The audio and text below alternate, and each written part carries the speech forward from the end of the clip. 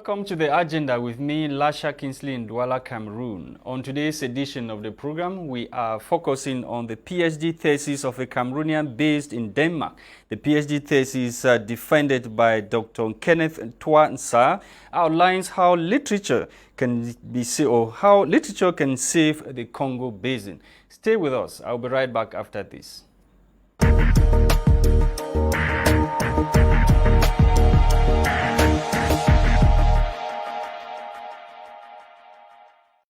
Dr. Kenneth, thank you so much for joining me on this edition of the program. This is the second time you are coming on the program. The very last time you were wearing a different cap, and this time around I can now comfortably address you as a doctor.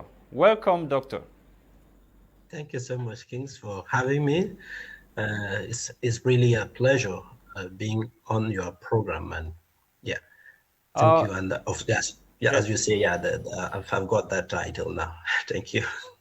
Today we are focusing on the thesis which you defended recently, and it focused on how literature can be used to save the Congo Basin. And last time you were telling me about how the problem that we are having in the Congo Basin, and you were researching on how you can use literature to raise awareness on environmental challenges in the Congo Basin.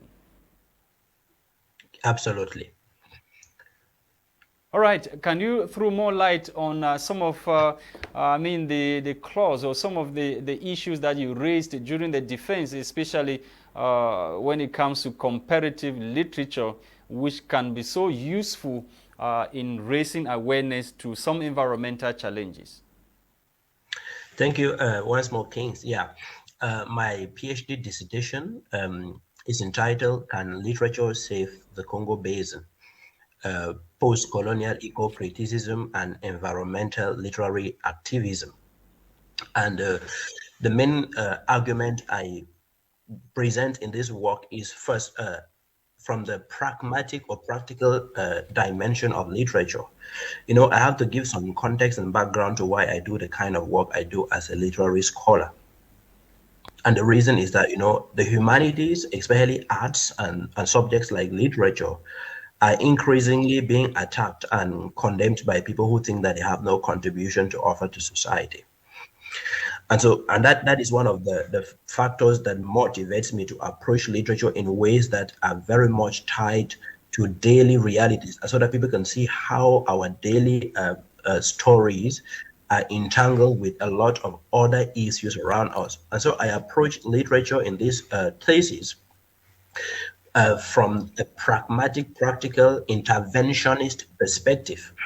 And I use text in English and in French, but of course with multiple local languages like Pidgin English, or even the use of Nsah and so on and so forth, to argue and to show how literature can raise environmental awareness, which we have already talked about, to show that literature can contribute even in what we call environmental communication, but also to show how literature can be able to deal with the complexities that are inherent in issues of climate change and environmentalism in the Congo Basin. So, for example, literature is able to help us look at the post-colonial and neo-colonial aspects of this environmental and climate change issues in the Congo Basin, and being aware that the Congo Basin is the second largest tropical rainforest in the world. And I came to realize that mostly it is only scientists, it is only people like ecologists and biologists or geographers who do research on this and talk about the Congo Basin. But when you look at the international level, the Congo Basin comes after the Amazon Basin, which is in Latin America. But the Amazon Basin is everywhere. Everywhere people are talking about the Amazon Basin. But you hardly ever hear people talking about the Congo Basin. So what kind of awareness do you intend to raise using literature? Are you going to put it in the form of poems or some written acts or some piece of, written acts? How are you going to do it? Yeah, and so for this reason, I use poems and plays and novels that are already written by other writers, and they are writers from 5 of the countries of the Congo Basin. My thesis deals with literature from the Congo Basin, and I approach this literature from a pragmatic and practical perspective. And the main reason I do this is because the humanities, including literature and arts, have come under attack in recent years, especially in developed countries, but also even in countries like ours, Cameroon, where people usually think, well, what is the contribution that the arts can bring to development? So people tend to think that maybe literature is too abstract. And so this is one of the motivations behind the kind of research that I do, whether it is at the level of the master's that I did on Anglophone literature and migration, or this PhD that I just concluded on environmental issues in the Congo Basin. And so I want to, first of all, let people understand how important literature is in dealing with all daily realities of humanity, and particularly crucial and topical challenges such as climate change and environmental degradation. And so, from this perspective, I analyze a selection of poems and plays and novels by writers from 5 countries in the Congo Basin. And I am arguing that this literature is capable of raising environmental awareness, bringing the Congo Basin even more and more to international attention, and of course also dealing with complexity, identifying and also pointing out contradictions, and also even the post-colonial and the new colonial realities that underpin and surround environmental policy, environmental practice, environmental debates, and policy within the Congo Basin. And so it's not just about raising awareness, but it's also about how literature can bring to the fore the indigenous knowledge practices of people like the Baka people in Cameroon, whom we generally call pygmies, how literature can spotlight their knowledge, their economic worldview, which is completely different from the capitalist worldview that is dominating everything we do today. And so we do, my literature, the literature I deal with looks at ways of bringing all of these things to the table and saying that, well, you see, if we have to protect the Congo Basin, we need to involve the people more and more. And when we are involving the people, we must not make the people feel like the agenda is being set maybe in the Western world and brought to them. But we must continuously and increasingly bring everybody on board and use and let them even give their consent and bring their own contributions. And we do not underlook any source of knowledge, any contribution, especially because there has been a tendency to elevate Western science to a very high podium, whereas there are lots of indigenous practices within the Congo Basin that can help. And of course, there are also issues that even what we call green colonialism or green imperialism. Okay. Mm-hmm. And literature is able to help us to engage with these things, to question them.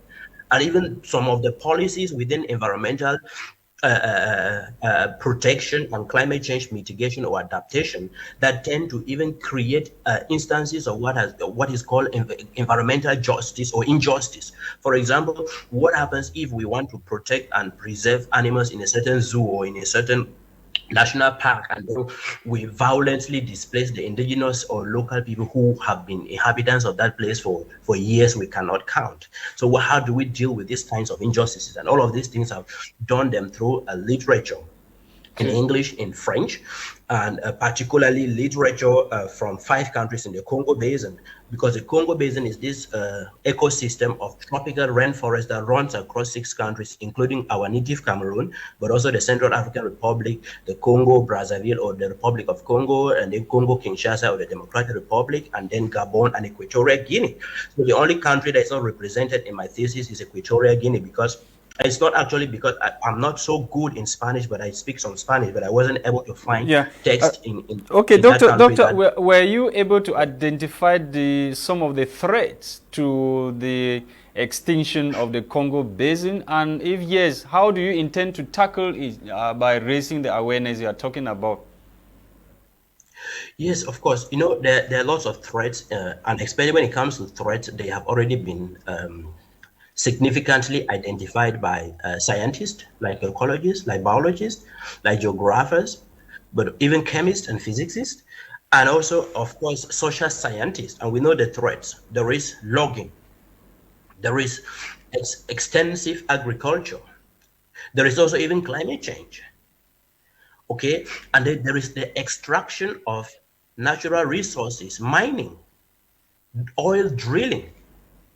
All of these things put together are posing a threat. Of course, to an extent, we would also say there is demographic expansion, but that's not so much a huge problem as it is even the kind of capitalist exploitation of the resources in this basin that goes around.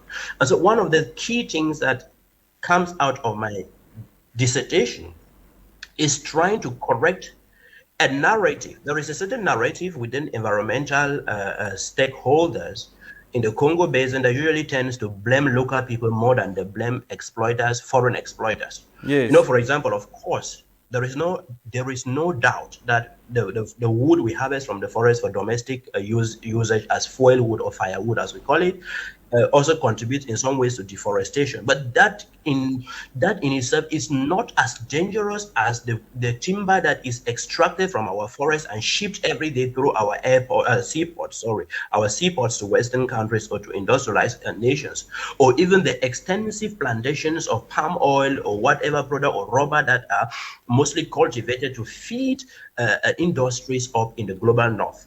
But generally speaking, we tend to, the focus tends to shift on local people. I'm not trying to say the local people don't have their own responsibility, but the thing is that we do not have to put them as being like the central bearers of the blame, whereas those people who are hugely responsible are instead not pointed out. Okay, Doctor, and if you have to go by their approach, we are looking at probably getting some, some legal, experts who accompany you in doing these things. And definitely you will have to do some sketches or put some of those awareness you are talking about in books or in short drama pieces and whatever thing you can think of for people to know. And this should be done, must be done in the local languages of the people around the area, so that they themselves can equally get involved in protecting their own environment. Exactly. Because environmental awareness raising is just one of the dimensions of my thesis, pointing out how literature can be used to sensitize people about environmental and climate change concerns. And that goes in line with what is even a serious field within media and communication today called environmental communication. Of course, I've already enumerated other ways that my thesis engages with environmental concerns in the Congo Basin. But I should first of all say that in line with your question, there is a wide range of texts that I've studied, and perhaps even some that I've not yet discovered, which are already existing and they can be translated into local languages. Because, for example, I've dealt with authors like Ekpe Enyang in Cameroon, Atanasio Nsah in Cameroon, Patrice Ngana in Cameroon, Gaston Paul Effa in Cameroon, and then I've also dealt with authors like Nadia Origo from Gabon, Asitun Dinga and Henri Njombo from Congo Brazzaville, Nkoli Jean Pofane from Congo Kinshasa, and then Etienne Goimide from Central African Republic, and then Jose Poigne from Cameroon. And among all these authors, one of the things I must comment seriously is that Enyang seems to be very much aware of the linguistic capacity, or even perhaps I should say linguistic barriers when it comes to sensitization. One of his plays, which I've examined in my work, is called Watana Life. The title is in Pidgin.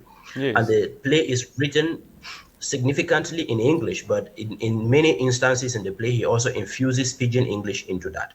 And I think that that is the way to go, that we have to move in the direction of writing this environmental literature in languages that are more accessible to the people, like, for example, Pidgin English, which for us in Cameroon is a kind of lingua franca, and also, of course, other Cameroonian indigenous languages, like whether it is Lamso, whether it is Mbeza, whether it is Kom Bassa, whether it is Fulfude, whether it is Romala, whether it is Mundumba, whether it is Akose, etc., etc. I think that would be very important in driving across. And then if you even check again the two Congos, I think literature written in Lingala, or the existing literature I've talked about translated into Lingala, will help a lot, because Lingala is a lingua franca across the two Congos, etc., etc.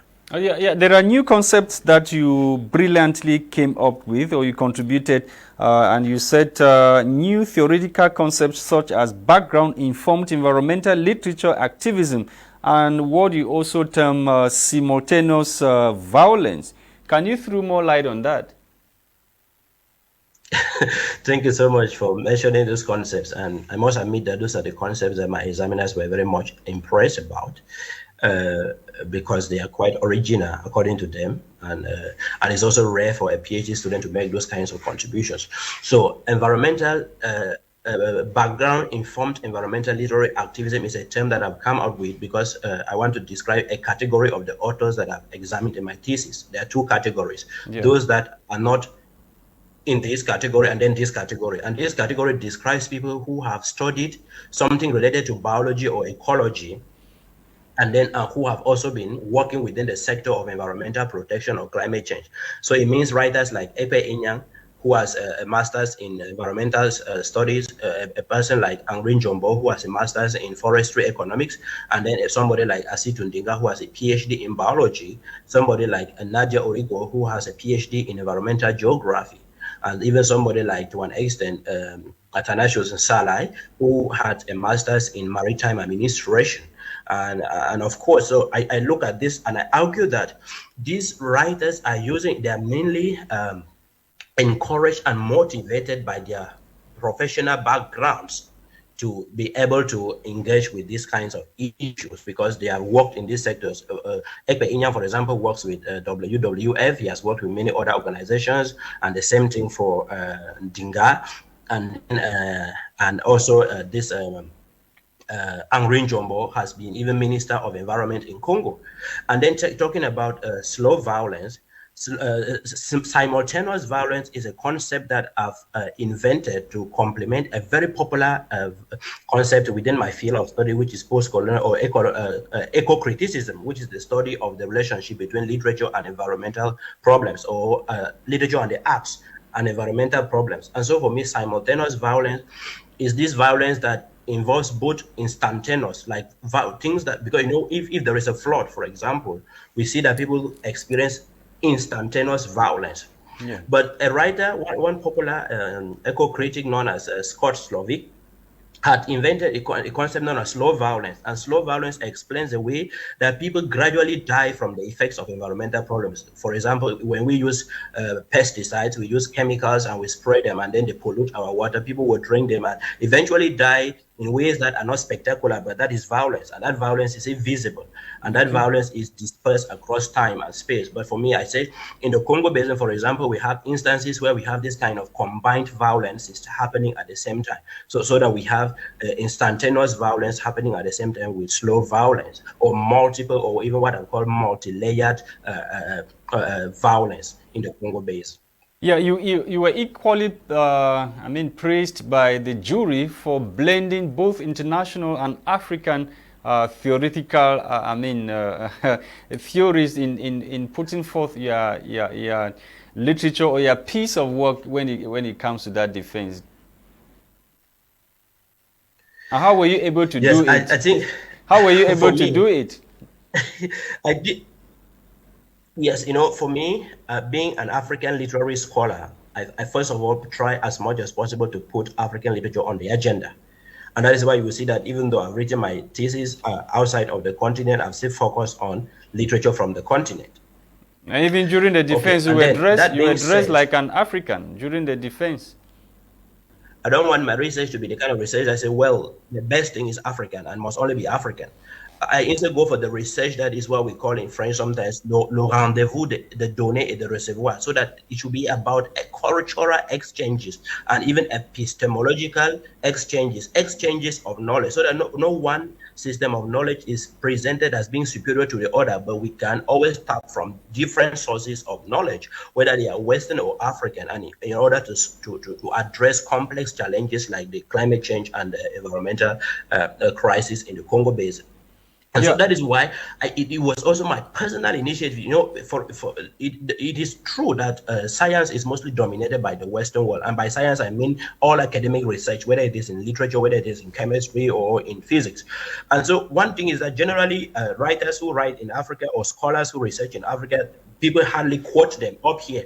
And so I saw myself as trying to build this bridge, so that my research, while it is on Africa and it is here, should not only help me to expose the writers that I've analyzed, but should also help me to analyze, to expose also the literary critics, that is, literary experts who are based in Africa and are also doing research in this domain. And some examples include, for example, Professor Eunice Ngonkum at the University of Yaoundé 1, and then people like Sule Emmanuel Igia in Nigeria, and also even people like Ogaga Okoyade, but I've also borrowed from other African scholars of eco-criticism like Marie Chantal Mofi Nossi, and other scholars like Jean-Marie Lassi, and many others, and even others like Dr. Oscar Labang, and quite a handful, and also people like Gibbon Lishang and so on and so forth, in blending their own theoretical postulations with those of internationally renowned. And again, when I say internationally renowned, it should be in quotes, because international seems to only mean like Europe and America.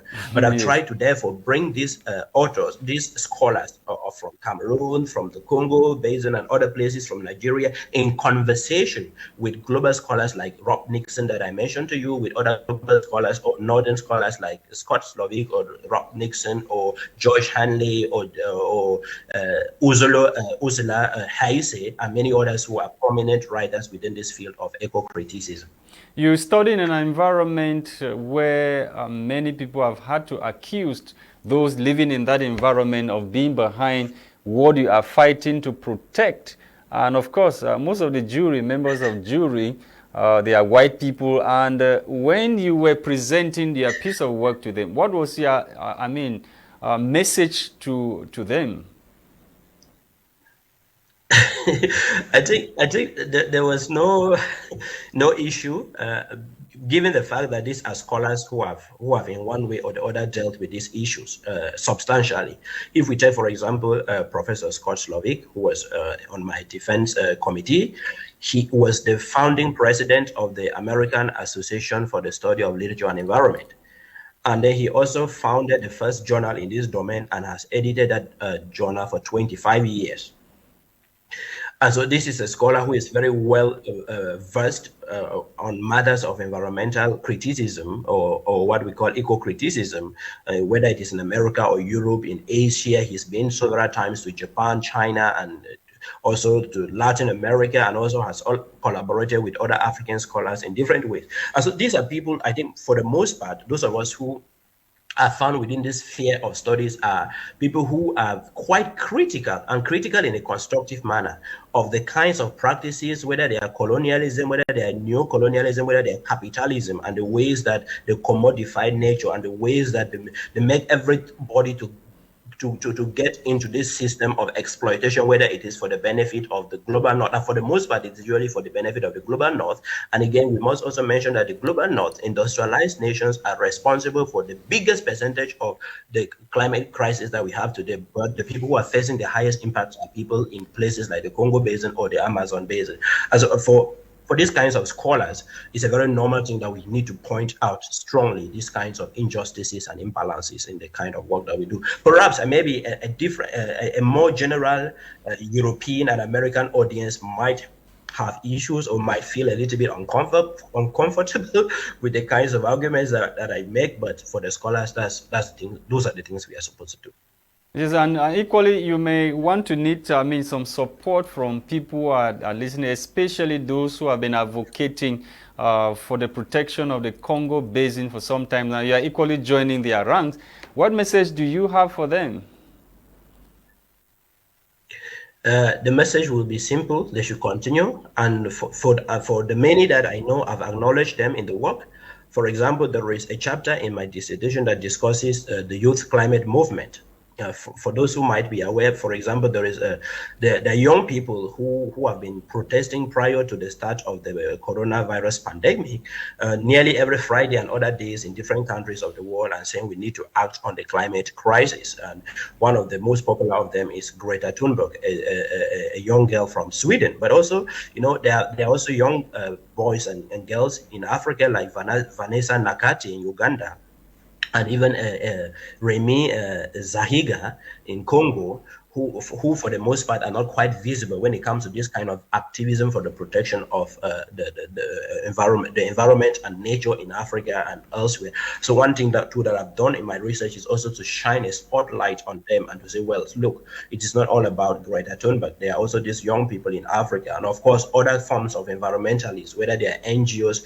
I really acknowledge and appreciate their work, and also invite them to be more open to the criticism that we bring, whether we are bringing it from the perspective of environmental humanities or critical conservation in humanities. The goal is we are all heading at the same direction, but we have to question the way, the methods and the approaches and the policies that we adopt. For example, there is a very rampant practice within conservation in Africa, which is known as fortress conservation. And fortress conservation means this whole idea of coming to a place and driving all the people who have been living there, especially indigenous people like the Baka or the Batwa, or and then saying, well, and then fencing the place and militarizing the place and saying they shouldn't go in there. And whereas they are not actually a threat to the place, and the threat is inside the mining and the extraction of things from those places. And so I think that we need to, that kind of conservation model is not the best. There are other forms of conservation which are even being tried now in Africa, but not on a large scale, like what is called community forest management. People should be allowed and involved in the management of their forest, and consulted, and not and policies not designed somewhere and imposed on them. Because, for example, if you see a national park in France, for example, people live there. But in Africa, we tend to make Africans look like they're the threat to their own environment. And this is because there is a colonial myth. And I've discussed that myth in my dissertation, known as the myth of Africa as an Eden. So Africa, for some channels in the global north or in the Western world, it's usually presented as a place where you see elephants and lions and so on and so forth. And they hardly put an emphasis to show that we have beautiful cities like Douala, where you're talking to me from, or beautiful cities like Yaoundé or Brazzaville with people thriving there. And so we need to change the narrative. And also, if people are allowed to live in the parks in France, and then they are sensitized and they are managing those parks, then Africans should not be projected as threats to their own parks, because they are not. Because this whole thing is underpinned by a colonial and even to an extent a racist concept of Africa being that last Garden of Eden, which is so pristine, and that nobody has gone into those forests, and which is just a lie. The indigenous people like the Baka have gone to almost every corner of the forest. It's their homeland. Okay, Doctor, at the beginning of the interview, you did say that literature apparently has been relegated to the background after acquiring so much knowledge. How soon should we expect you in Cameroon to come and practice what you have acquired out there? Well, as we are here, we are already in Cameroon, and Cameroon is in my heart. And, wherever I've gone, this research has been on Cameroon, and I don't plan to, at any moment from now, remove Cameroon from my heart in my research and in everything that I do, because Cameroon is ours to build. And no matter where I might be found temporarily, I can always connect my research and my activities physically and also through platforms like this one to our home country. And of course, I do hope that not too long from now, I should be able to be on the field, perhaps on a more permanent basis, perhaps on the basis that is still connecting that basin and the entire world. Because the most important thing for me, the most crucial thing, is that we need to put the Congo Basin on the agenda. And we need to put it not only as a thing that is reserved for pure scientists. We need to know that journalists have a role to play, and we all can collaborate now, even within the framework of environmental communication, to put the Congo Basin on the spotlight, and also to make sure that our negotiators get the best in terms of climate financing. Because when you look at climate financing, very little money is given to Africans for the protection of the Congo rainforest in comparison to, let's say, the Amazon. And so as the COP27 is coming up in Egypt, it is our responsibility, whether as literary scholars like myself, or even from a communication perspective, like me or you and other people, that we have to really put the climate agenda on the fore, because it is crucial, and everything for us depends on this, because our agriculture depends on it. And every other thing. If the climate gets hotter than 2 degrees Celsius, it's very likely that very few people can survive that. And so I think we'll continue to work on these things despite where we are found. Dr. Nsah Mala, Doctor of Comparative Literature, thank you so much for taking our time to be part of this edition of the agenda. We're glad you honor our invitation once again.